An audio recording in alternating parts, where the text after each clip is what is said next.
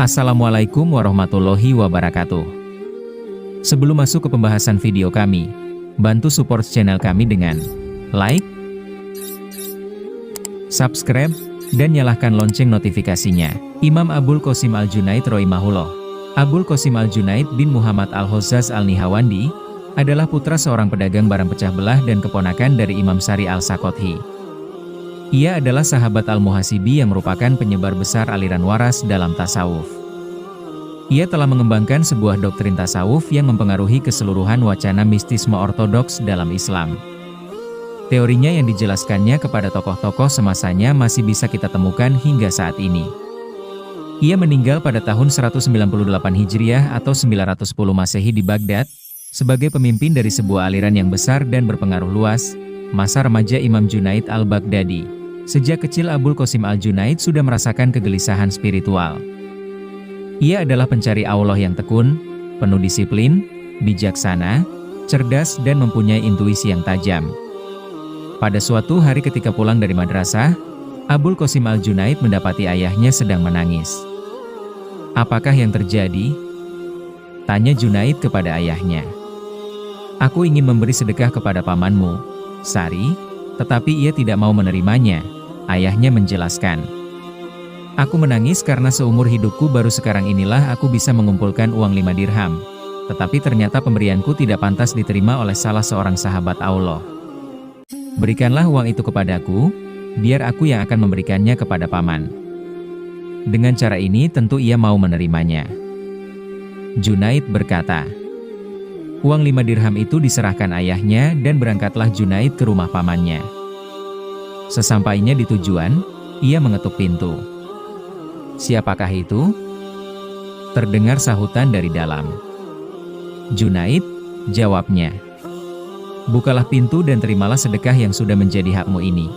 "Aku tidak mau menerimanya," Sari menyahut. "Demi Allah yang telah sedemikian baiknya kepadamu dan sedemikian adilnya kepada ayahku, aku meminta kepadamu, terimalah sedekah ini," Junaid berseru.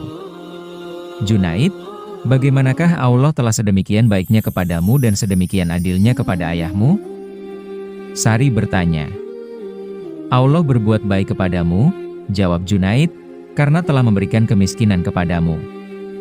Allah berbuat adil kepada ayahku karena telah membuatnya sibuk dengan urusan-urusan dunia. Engkau bebas menerima atau menolak sedekah, tetapi ayahku, baik secara rela maupun tidak, harus mengantarkan sebagian harta kekayaannya kepada yang berhak menerimanya." Sari sangat senang mendengar jawaban itu. "Nak, sebelum menerima sedekah itu, aku telah menerima dirimu." Sambil berkata demikian, Sari membukakan pintu dan menerima sedekah itu. Untuk Junaid disediakannya tempat yang khusus di dalam lubuk hatinya. Abul Qasim Al-Junaid baru berumur 7 tahun ketika Sari membawanya ke Tanah Suci untuk menunaikan ibadah haji. Di Masjidil Haram, 400 syaikh sedang membahas sikap syukur. Setiap orang di antara mereka mengemukakan pendapatnya masing-masing. "Kemukakan pula pendapatmu," Sari mendorong Junaid. Maka berkatalah Junaid, "Kesyukuran berarti tidak mengingkari Allah dengan karunia yang telah dilimpahkannya atau membuat karunia-Nya itu sebagai sumber keingkaran." "Tepat sekali, wahai pelipur hati muslim-muslim sejati." Ke-400 syaikh tersebut berseru. Semuanya sependapat bahwa definisi kesyukuran yang dikemukakan Junaid itulah yang paling tepat. Sari berkata kepada Junaid, "Nak, tidak lama lagi akan kenyataanlah bahwa karunia yang istimewa dari Allah kepadamu adalah lidahmu." Junaid tidak sanggup menahan tangisnya ketika mendengar kata-kata pamannya itu. "Bagaimanakah engkau memperoleh semua pengetahuan ini?" Sari bertanya kepadanya. "Dengan duduk mendengarkanmu," jawab Abul Qasim Al-Junaid. Abul Qasim Al-Junaid lalu kembali ke Baghdad dan berdagang barang pecah belah. Setiap hari ia menurunkan tirai tokonya dan melakukan sholat sunnah sebanyak 400 rakaat. Belakangan hari, usaha dagang itu ditinggalkannya dan ia mengunci diri dalam sebuah kamar di rumah Sari. Di dalam kamar itulah ia menyibukkan diri untuk menyempurnakan batinnya. Di situ pula ia membentangkan sajadah ketekunan sehingga tidak sesuatu hal pun selain Allah yang terpikirkannya. Imam Junaid Al-Baghdadi diuji. Selama 40 tahun Abul Qasim Al-Junaid menekuni kehidupan mistiknya. 3 30 tahun lamanya, setiap selesai sholat Isya, ia berdiri dan mengucapkan Allah terus-menerus hingga fajar, dan melakukan sholat subuh tanpa perlu berwudu lagi. Setelah 40 tahun berlalu, Abul Qasim Al-Junaid berkisah, timbullah kesombongan di dalam hatiku, aku mengira bahwa tujuanku telah tercapai. Segeralah terdengar olehku suara dari langit yang menyeru kepadaku, Junaid, telah tiba saatnya bagiku untuk menunjukkan kepadamu sabuk pinggang majusimu. Mendengar seruan itu aku mengeluh, ya Allah, dosa apakah yang dilakukan Junaid? Suara itu menjawab, apakah engkau hidup untuk melakukan dosa yang lebih besar daripada itu? Abul Qasim Al-Junaid mengeluh menundukkan kepalanya. Apakah manusia belum patut untuk menemui Tuhannya? Bisik Abul Qasim Al-Junaid, maka segala amal baiknya adalah dosa semata. Abul Qasim Al-Junaid lalu terus berdiam di dalam kamarnya dan terus-menerus mengucapkan Allah sepanjang malam. Tetapi fitnah menyerang dirinya dan tingkah lakunya ini dilaporkan orang kepada Khalifah. Kita tidak bisa berbuat apa-apa kepada Junaid bila kita tak mempunyai bukti, jawab Khalifah. Kebetulan sekali Khalifah mempunyai seorang hamba perempuan berwajah sangat cantik. Gadis ini telah dibelinya seharga 3.000 dinar dan sangat disayanginya. Khalifah memerintahkan agar hamba perempuan itu mengenakan pakaian yang gemerlap dan didandani dengan batu-batu permata yang mahal. Pergilah ke tempat Abul Qasim Al-Junaid, Khalifah memerintahkan hamba perempuan, berdirilah di depannya, buka cadar dan perlihatkan wajahmu, permainan batu-batu permata dan pakaianmu untuknya. Setelah itu katakanlah kepada Junaid, aku datang kemari agar engkau mau melamar diriku.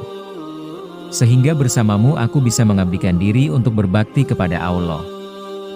Hatiku tidak berkenan kepada siapapun kecuali kepadamu. Kemudian perlihatkan tubuhmu kepadanya. Bukalah pakaianmu dan godalah ia dengan segenap daya upayamu. Ditemani seorang pelayan, gadis itu diantar ke tempat Abul Qasim Al-Junaid. Si gadis menemui Junaid dan melakukan segala daya upaya yang bahkan melebihi dari apa yang diperintahkan kepadanya. Tanpa disengaja ia terpandang oleh Junaid. Abul Qasim Al-Junaid membisu dan tak memberi jawaban. Si gadis mengulangi daya upayanya dan Abul Qasim Al-Junaid yang selama itu tertunduk mengangkat kepalanya. Ah! Serunya sambil meniupkan nafasnya ke arah si gadis. Si gadis terjatuh dan seketika itu juga menemui ajalnya. Pelayan yang menemaninya kembali ke hadapan Khalifah dan menyampaikan segala kejadian itu. Api penyesalan menyesak dada Khalifah dan ia memohon ampunan Allah karena perbuatannya itu. Seseorang yang memperlakukan orang lain seperti yang tak sepatutnya akan menyaksikan hal yang tak patut untuk disaksikannya, Khalifah berkata. Khalifah bangkit dan berangkatlah ia untuk mengunjungi Abul Qasim Al-Junaid. Manusia seperti Junaid tidak bisa dipanggil untuk menghadapnya, ia berkata. Setelah bertemu dengan Abul Qasim Al-Junaid, Khalifah bertanya, wahai guru, bagaimana engkau sampai hati membinasakan tubuh gadis yang sedemikian eloknya? Wahai pangeran kaum muslimin. Abul Qasim Al-Junaid menjawab, belas kasihmu kepada orang-orang yang mematuhimu sedemikian besarnya, sehingga engkau sampai hati untuk menginginkan jerih payahku selama 40 tahun mendisiplinkan diri, bertirakat, menyangkal diri, musnah diterbangkan angin. Tetapi apakah artinya diriku di dalam semua itu? Janganlah engkau lakukan sesuatu hal kepada orang lain apabila engkau sendiri tidak menginginkannya. Selama 30 tahun aku mengawasi batinku, Abul Qasim Al-Junaid mengatakan, setelah itu selama 10 tahun batinku mengawasi diriku. Pada saat ini, telah 20 tahun lamanya aku tidak mengetahui sesuatu pun mengenai batinku dan batinku tidak mengetahui sesuatu pun mengenai diriku. Selama 3 tahun, Abul Qasim Al-Junaid melanjutkan, Allah telah berkata-kata dengan Junaid melalui lidah Junaid sendiri, sedang Junaid tidak ada dan orang-orang lain tidak menyadari hal itu. Imam Junaid berkhotbah. Ketika lidah Abul Qasim Al-Junaid telah fasih mengucapkan kata-kata mulia, Sari Al-Saqothi mendesak bahwa Junaid berkewajiban untuk berkhotbah di depan umum. Awalnya Abul Qasim Al-Junaid enggan, ia tidak ingin melakukan hal itu. Apabila guru masih ada, tidaklah pantas bagi si murid untuk berkhotbah, Junaid berkilah. Kemudian pada suatu malam Abul Qasim Al-Junaid bermimpi dan dalam mimpi tersebut ia bertemu dengan Nabi Shallallahu Alaihi Wasallam. Berkhotbahlah. Nabi berkata kepadanya. Keesokan paginya ia hendak pergi mengabarkan hal itu kepada Sari, tetapi ternyata Sari sudah berdiri di depan pintu rumahnya.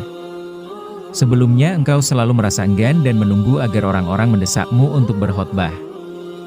Tetapi mulai saat ini engkau harus berkhotbah karena kata-katamu dijadikan sebagai alat bagi keselamatan seluruh dunia.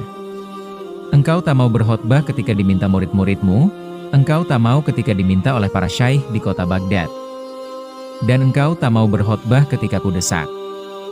Tetapi kini Nabi sendirilah yang memberi perintah kepadamu. Oleh karena itu engkau harus mau berkhotbah.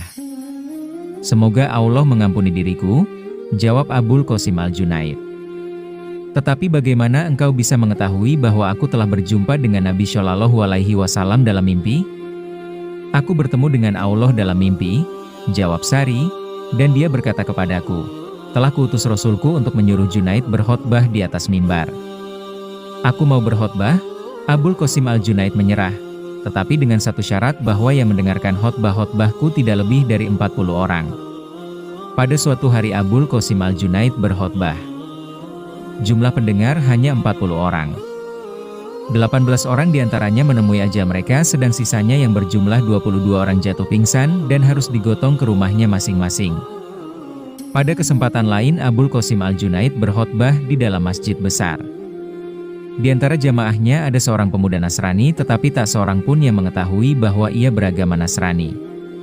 Si pemuda menghampiri Abul Qasim Al-Junaid dan berkata, Nabi Shallallahu Alaihi Wasallam pernah berkata, berhati-hatilah dengan wawasan seseorang yang beriman, karena ia bisa melihat dengan nur Allah. Apakah maksudnya? Yang dimaksudnya adalah, Abul Qasim Al-Junaid menjawab, bahwa engkau harus menjadi seorang muslim dan melepaskan sabuk Nasranimu itu, karena sekarang ini adalah zaman Islam. Si pemuda segera memeluk Islam setelah mendengar jawaban Abul Qasim Al-Junaid tersebut. Setelah berkhotbah beberapa kali, orang-orang menentang Abul Qasim Al-Junaid. Junaid menghentikan khotbahnya dan mengurung diri di dalam kamarnya. Betapapun ia didesak untuk berkhotbah kembali, ia tetap menolak. Aku sudah cukup puas, jawab Abul Qasim Al-Junaid, aku tidak mau ke atas mimbar dan mulai berkhotbah. Apakah kebijaksanaan yang terkandung di dalam perbuatanmu ini?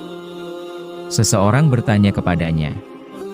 Abul Qasim Al-Junaid menjawab, aku teringat sebuah hadits di mana Nabi berkata, di hari-hari terakhir nanti yang menjadi juru bicara di antara umat manusia adalah yang paling bodoh di antara mereka. Dialah yang akan berkhotbah kepada umat manusia. Aku menyadari bahwa aku adalah yang terbodoh di antara umat manusia dan aku berkhotbah karena kata Nabi itu, aku takkan menentang kata-katanya itu. Pada suatu ketika mata Abul Qasim Al-Junaid sakit dan dipanggilnya seorang tabib. Jika matamu terus perih, jangan biarkan air masuk ke dalam matamu, si tabib menasehati. Ketika tabib itu telah pergi, Abul Qasim Al-Junaid bersuci, sholat dan setelah itu pergi tidur. Ketika terbangun ternyata matanya telah sembuh dan terdengar oleh sebuah seruan. Junaid bersedia mengorbankan matanya demi nikmat kami. Seandainya untuk tujuan yang sama ia telah memohon ampunan kami untuk semua penghuni neraka, niscaya permohonannya akan kami kabulkan. Ketika si tabib datang dan menyaksikan bahwa mata Abul Qasim Al-Junaid telah sembuh, apakah yang telah engkau lakukan? Ia bertanya. Aku bersuci untuk sholat, jawab Abul Qasim Al-Junaid. Mendengar jawaban ini si tabib yang beragama Nasrani itu segera masuk Islam. Inilah kesembuhan dari Sang Pencipta, bukan dari makhluk-makhluk ciptaannya, katanya kepada Abul Qasim Al-Junaid. Matakulah yang selama ini sakit, bukan matamu. Engkaulah yang sebenarnya seorang tabib, bukan aku. Abul Qasim Al-Junaid mengisahkan, pada suatu ketika aku ingin melihat iblis. Aku berdiri di pintu masjid dan dari kejauhan terlihatlah olehku seorang tua yang sedang berjalan ke arahku. Begitu aku memandangnya, rasa ngeri mencekam perasaanku. Siapakah engkau ini? Aku bertanya kepadanya. Yang engkau inginkan? Jawabnya. Wahai makhluk yang terkutuk, aku berseru. Apakah yang menyebabkan engkau tidak mau bersujud kepada Adam? Bagaimana pendapatmu Junaid? Iblis menjawab, bila aku bersujud kepada yang lain daripadanya?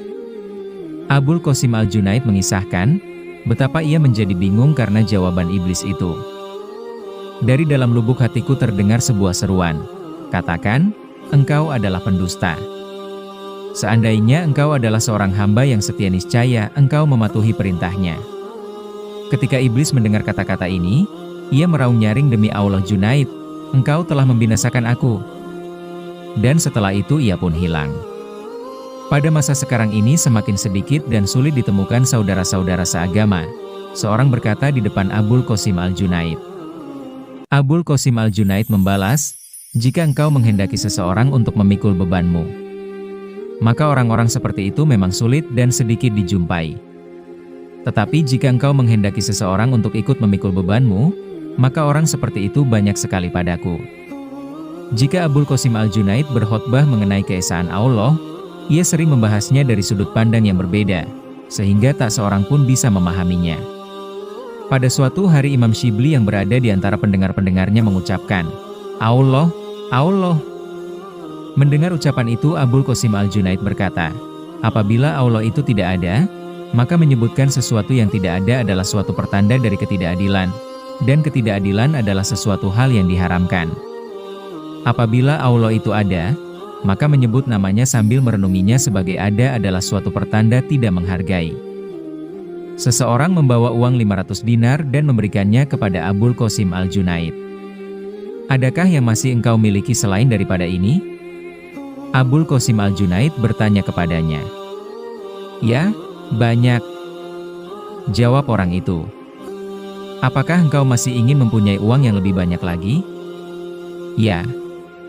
Kalau begitu ambillah uang ini kembali, engkau lebih berhak untuk memilikinya. Aku tidak memiliki sesuatu pun, tapi aku tak menginginkan sesuatu pun. Ketika Abul Qasim Al-Junaid sedang berkhotbah, salah seorang pendengarnya bangkit dan mulai mengemis. Orang ini cukup sehat, Abul Qasim Al-Junaid berkata di dalam hati. Ia bisa mencari nafkah, tetapi mengapa ia mengemis dan menghinakan dirinya seperti ini? Malam itu Abul Qasim Al-Junaid bermimpi. Di depannya tersaji makanan yang tertutup tudung. Makanlah. Sebuah suara memerintahkan Abul Qasim Al-Junaid. Ketika Abul Qasim Al-Junaid mengangkat tudung itu, terlihatlah olehnya si pengemis terkapar mati di atas piring. Aku tidak mau memakan daging manusia. Abul Qasim Al-Junaid menolak. Tetapi bukankah itu yang engkau lakukan kemarin ketika berada di dalam masjid? Abul Qasim Al-Junaid segera menyadari bahwa ia bersalah. Karena telah berbuat fitnah di dalam hatinya dan oleh karena itu ia dihukum. Aku tersentak dalam keadaan takut, Abul Qasim Al-Junaid mengisahkan.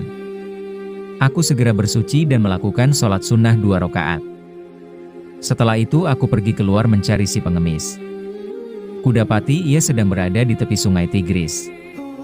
Ia sedang memungut sisa-sisa sayuran yang dicuci di situ dan memakannya. Si pengemis mengangkat kepala dan terlihatlah olehnya aku yang sedang menghampirinya. Maka bertanyalah ia kepadaku, Abul Qasim Al-Junaid, sudahkah engkau bertobat karena telah berprasangka buruk terhadapku? Sudah, jawabku. Jika demikian pergilah dari sini. Dialah yang menerima tobat hamba-hambanya, dan jagalah pikiranmu. Aku telah mendapati pelajaran mengenai keyakinan yang tulus dari seorang tukang cukur.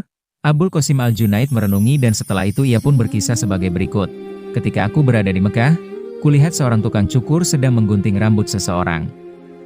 Aku berkata kepadanya, bila karena Allah, bersediakah engkau mencukur rambutku? Aku bersedia, jawab si tukang cukur.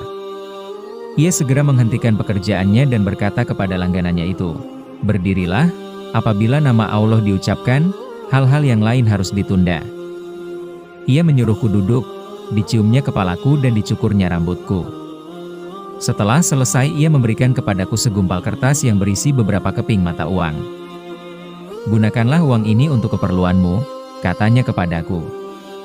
Aku pun lalu bertekad bahwa hadiah yang pertama kali kuperoleh sejak saat itu akan kuserahkan kepada si tukang cukur tersebut. Oleh sejak saat itu aku menerima sekantong uang emas dari Bashrah. Uang ini kuberikan kepada tukang cukur itu. Apakah ini? Ia bertanya kepadaku. Aku telah bertekad, aku menjelaskan. Hadiah yang pertama kali kuperoleh akan kuberikan kepadamu. Uang itu baru saja kuterima. Tetapi si tukang cukur menjawab, tidakkah engkau malu kepada Allah? Engkau telah mengatakan kepadaku, demi Allah, cukurlah rambutku, tetapi kemudian engkau memberi hadiah kepadaku. Pernahkah engkau menjumpai seseorang yang melakukan sesuatu perbuatan demi Allah dan meminta bayaran? Seorang pencuri telah dihukum gantung di kota Baghdad. Abul Qasim Al-Junaid datang dan mencium kakinya. Mengapa engkau berbuat demikian? Orang-orang bertanya kepada Abul Qasim Al-Junaid. Semoga 1000 belas kasih dilimpahkan Allah kepadanya, jawab Abul Qasim Al-Junaid. Ia telah membuktikan bahwa dirinya setia di dalam usahanya. Sedemikian sempurna ia melakukan pekerjaannya sehingga untuk itu direlakannya hidupnya. Pada suatu malam seorang pencuri menyusup masuk ke kamar Abul Qasim Al-Junaid. Tak sesuatu pun yang ditemukannya kecuali sehelai pakaian. Pakaian itu diambilnya, setelah itu ia pergi meninggalkan rumah Abul Qasim Al-Junaid. Keesokan harinya ketika Abul Qasim Al-Junaid sedang berjalan-jalan di pasar, dilihatnya pakaiannya itu di tangan seorang pedagang perantara yang sedang menawarkan kepada seorang pembeli. Calon pembeli itu berkata, sebelum kubeli pakaian ini aku meminta seseorang yang sanggup memberi kesaksian bahwa pakaian itu memang kepunyaanmu. Akulah yang akan memberi kesaksian bahwa pakaian itu adalah miliknya. Abul Qasim Al-Junaid berkata sambil menghampiri mereka, maka terjuallah pakaian itu. Seorang perempuan tua datang menghadap Abul Qasim Al-Junaid dan bermohon, putraku pergi entah kemana. Doakanlah agar ia kembali. Bersabarlah, Abul Qasim Al-Junaid menasehati perempuan tua itu. Dengan sabar perempuan tua itu menanti beberapa hari lamanya.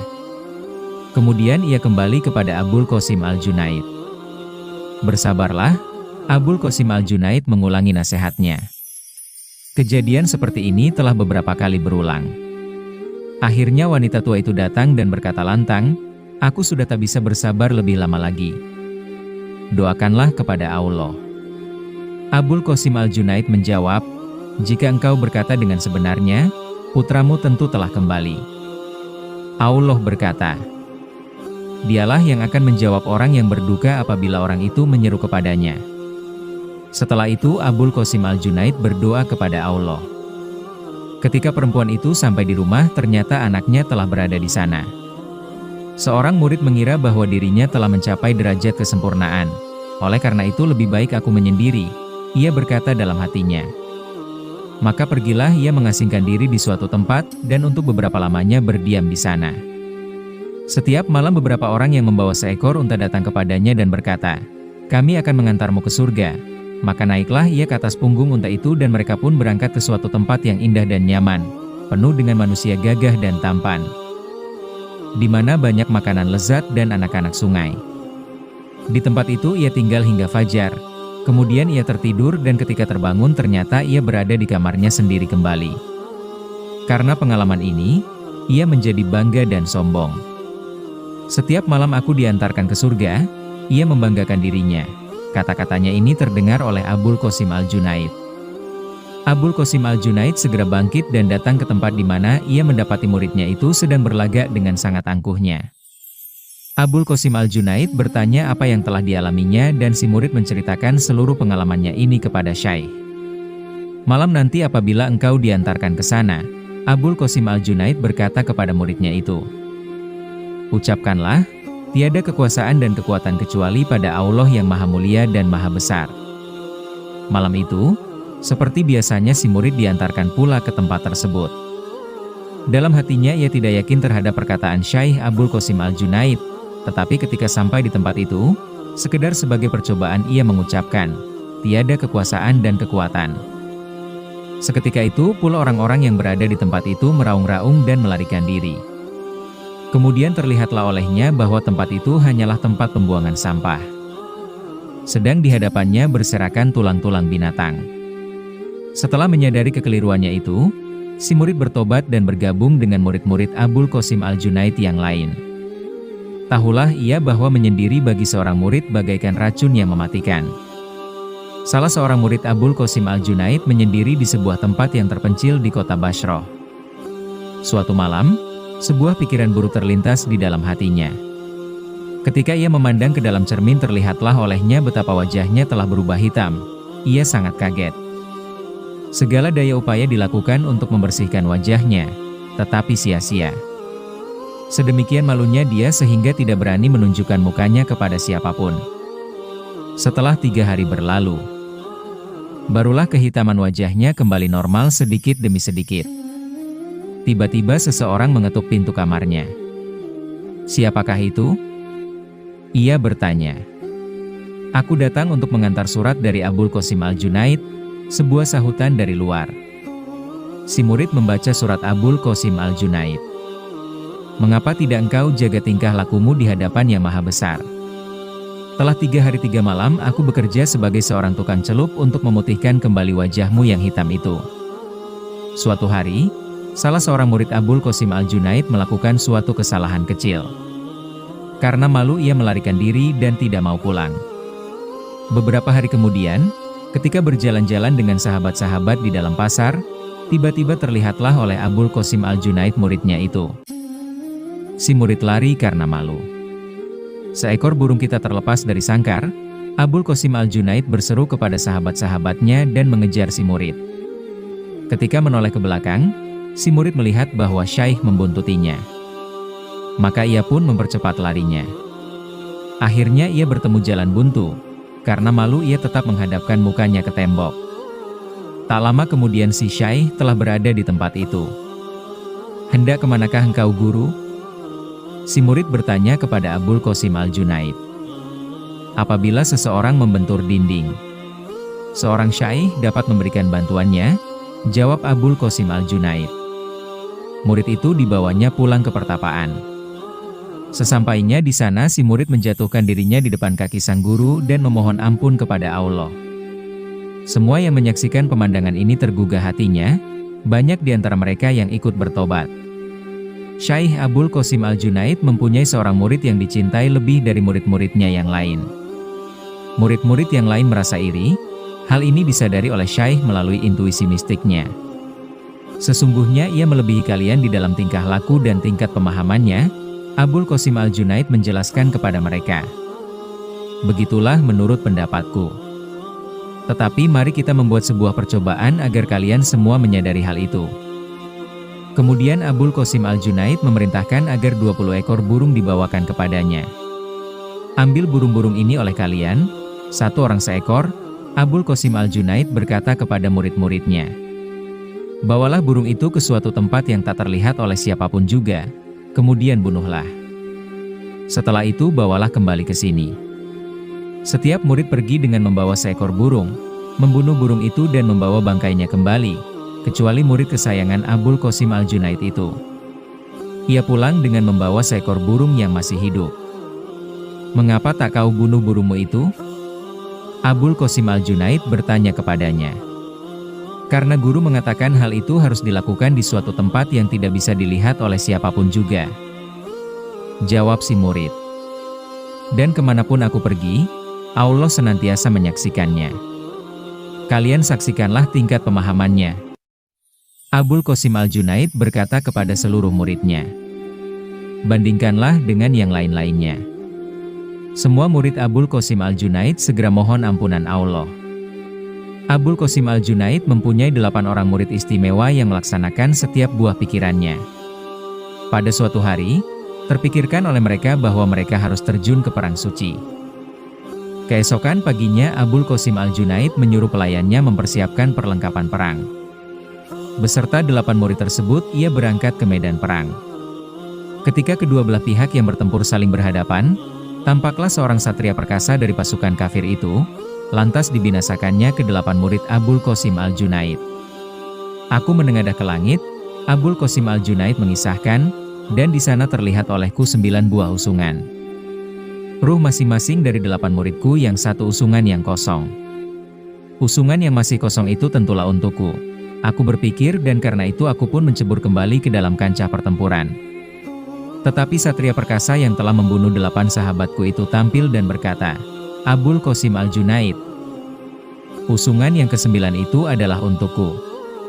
Kembalilah ke Baghdad dan jadilah seorang syaikh untuk kaum muslimin, dan bawalah aku ke dalam Islam. Maka jadilah ia seorang muslim. Dengan pedang yang telah digunakannya untuk membunuh 8 muridku itu, ia pun berbalik membunuh orang-orang kafir dalam jumlah yang sama. Kemudian ia sendiri terbunuh sebagai seorang syuhada. Abul Qasim Al-Junaid mengakhiri kisahnya. Ruhnya ditaruh ke atas usungan yang masih kosong tadi. Kemudian ke-9 usungan itu menghilang tidak terlihat lagi. Seorang sayyid bernama Nasri sedang melakukan perjalanan ke Tanah Suci untuk menunaikan ibadah haji. Ketika sampai di Baghdad, ia pun pergi mengunjungi Abul Qasim Al-Junaid. "Dari manakah engkau datang, Sayyid?" Abul Qasim Al-Junaid bertanya setelah menjawab salam. "Aku datang dari Gilan," jawab sang Sayyid. "Keturunan siapakah engkau?" tanya Abul Qasim Al-Junaid. "Aku adalah keturunan Ali bin Abi Thalib, pangeran kaum muslimin. Semoga Allah memberkatinya," jawabnya. "Nenek moyangmu itu bersenjatakan 2 bilah pedang," ujar Abul Qasim Al-Junaid. "Yang satu untuk melawan orang-orang kafir dan yang lainnya untuk melawan dirinya sendiri. Pada saat ini, sebagai putranya. Pedang manakah yang engkau gunakan?" Sang Sayyid menangis sedih mendengar kata-kata ini. Direbahkannya dirinya di depan Abul Qasim Al-Junaid dan berkatalah ia, "Guru, disinilah ibadah hajiku. Tunjukkan kepadaku jalan menuju Allah. Dadamu adalah tempat bernaung Allah. Usahakanlah sedaya upayamu agar tidak ada yang cemar memasuki tempat bernaungnya itu. Hanya itulah yang ingin ku ketahui." Si Sayyid berkata, "Imam Junaid meninggal dunia. Ketika ajalnya sudah dekat, Abul Qasim Al-Junaid menyuruh sahabat-sahabatnya untuk membentangkan meja dan mempersiapkan makanan. Aku ingin menghembuskan nafasku yang terakhir ketika sahabat-sahabatku sedang menyantap seporsi sop." Abul Qasim Al-Junaid berkata, kesakitan pertama menyerang dirinya. "Berilah aku air untuk bersuci," ia meminta kepada sahabat-sahabatnya. Tanpa disengaja mereka lupa membersihkan sela-sela jari tangannya. Atas permintaan Abul Qasim Al-Junaid sendiri, kehilafan ini mereka perbaiki.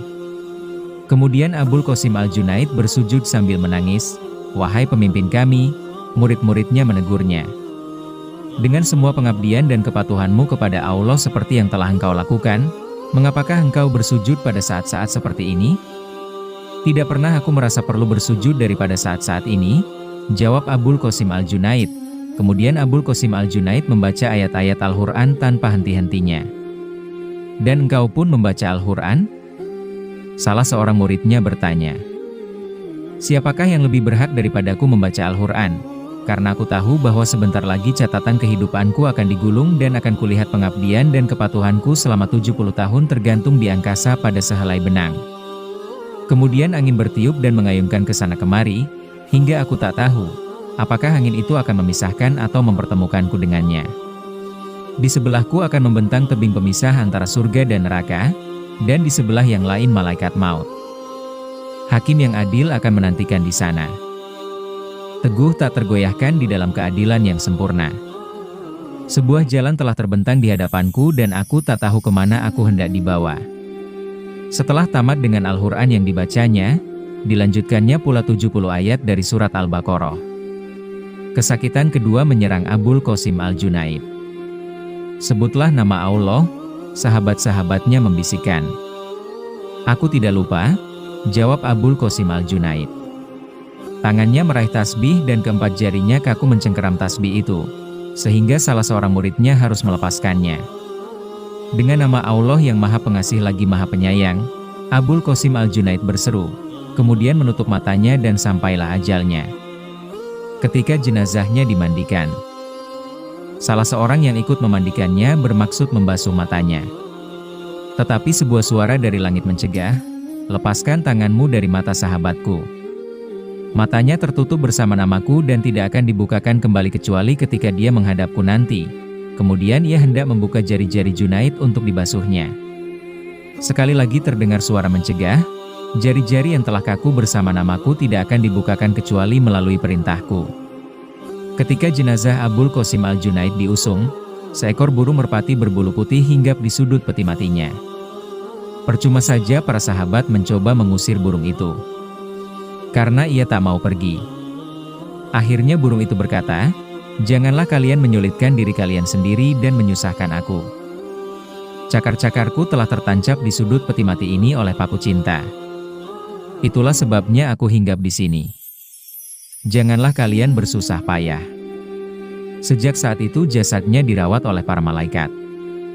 Jika bukan karena kegaduhan yang kalian buat, niscaya jasad Abul Qasim Al-Junaid telah terbang ke angkasa sebagai seekor elang putih bersama-sama dengan kami. Wallahu alam. Sumber, Kitab Tazkiratul Aulia Al-Imam Fariduddin At-Tarrohi Mahullah. Wassalamualaikum warahmatullahi wabarakatuh.